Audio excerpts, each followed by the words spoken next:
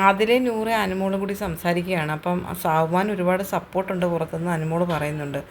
എന്നിട്ട് പറയുന്നുണ്ട്, നിങ്ങൾ രണ്ടുപേരിൽ ഒരാൾ ഇവിടെ നിന്നിട്ട് ഒരാൾ നോമിനേഷനിൽ വന്നു കഴിഞ്ഞാൽ മറ്റേ ആളുടെ വോട്ടും കൂടി അയാൾക്ക് കിട്ടും. അപ്പോൾ ഇത്തവണ നോമിനേഷനിൽ വന്നിരിക്കുന്നത് നൂറയാണ്.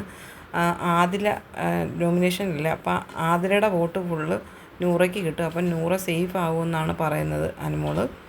എന്നിട്ട് പറയുന്നുണ്ട്, പിന്നെ നിങ്ങൾ രണ്ടുപേരും കൂടി നോമിനേഷന് വന്നായിരുന്നെങ്കിൽ ഷാനവാസും ആദിലയും നോമിനേഷനിൽ നിന്ന് ഇപ്പം മുക്തി നേടിയിട്ടുണ്ട്. പക്ഷേ അവരും കൂടി വന്നായിരുന്നെങ്കിൽ എന്ന് അനുമോൾ ഇങ്ങനെ പറയുന്നുണ്ട്. അപ്പം നൂറ പറയുകയാണ്, ഒരിക്കലും ഇവിടുന്ന് പോവാതെ കിടക്കുന്നത് നീ മാത്രമാണ്, നീ ഇങ്ങനെ അള്ളിപ്പിടിച്ചിവിടെ കിടക്കുമല്ലേ എന്ന് പറയുന്നുണ്ട് അനുമോളോട്. അനുമോൾ ചോദിക്കുന്നുണ്ട്, അനീഷേട്ടൻ എന്തായിരുന്നു പറയുന്നത്, കുറേ സമയമായിട്ട് സംസാരിക്കുന്നുണ്ടല്ലോ ആദിലയോട്. അപ്പോൾ ആദില പറയുകയാണ്, ഇവിടുന്ന് ഇറങ്ങിക്കഴിഞ്ഞാൽ വീട്ടുകാരൊക്കെ വരുമോ, വീട്ടിലോട്ട് പോകുമോ എന്നൊക്കെ ചോദിക്കുകയായിരുന്നു. അപ്പോൾ ഇതുവരെയും പുള്ളിക്കാരൻ ആ ഒരു ടോപ്പിക്ക് വിട്ടില്ലേ എന്ന് ചോദിക്കുന്നു നൂറയും അനുമോളും. അന്നേരം അനുമോൾ പറയുന്നുണ്ട്, വരും വരും, നിങ്ങൾ വെയിറ്റ് ചെയ്യുക, അവരെന്തായാലും വരും, ഉപ്പായും ഉമ്മായും അല്ലേ, അപ്പോൾ എന്തായാലും അവർ വരാതിരിക്കത്തില്ല, എപ്പോഴെങ്കിലും അവർ വരും എന്ന് പറയുന്നുണ്ട്. അന്നേരം നൂറ് ഒരു ഈസി മട്ടിൽ പറയാം, വന്നാലും വന്നില്ലെങ്കിലും പ്രശ്നമൊന്നുമില്ല, വരുന്നവർക്ക് വരാം, വരുന്നില്ലെങ്കിലും കുഴപ്പമൊന്നുമില്ല എന്നുള്ള മട്ടാണ്.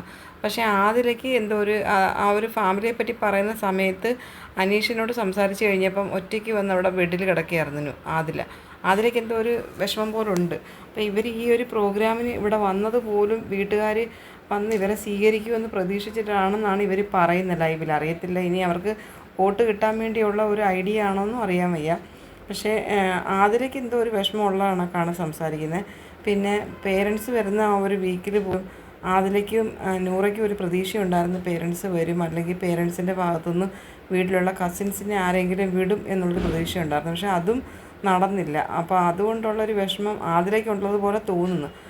ഈ വക വിഷമങ്ങളൊന്നും നൂറയ്ക്കില്ല. കാരണം നൂറയ്ക്ക് ഇങ്ങനെ ആടിപ്പാടി ഈ നെവിനെയും ഒക്കെ പോലെ ഇങ്ങനെ കറങ്ങി നടക്കണമെന്നുള്ള മൈൻഡിലാണ് നൂറ വീട്ടിൽ നിന്ന് ഇറങ്ങിയേക്കുന്നതെന്ന് തോന്നുന്നു.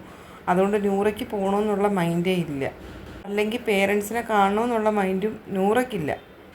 അപ്പോൾ ഇപ്പം സംസാരിച്ചപ്പോഴും നൂറ പറയുന്നത് അങ്ങനെയാണ്, അവർക്ക് വരണമെന്നുണ്ടെങ്കിൽ വരാം, ആരും വന്നില്ലെങ്കിൽ ഞങ്ങൾക്ക് പ്രശ്നമൊന്നുമില്ല എന്നുള്ള ഒരു രീതിയാണ്.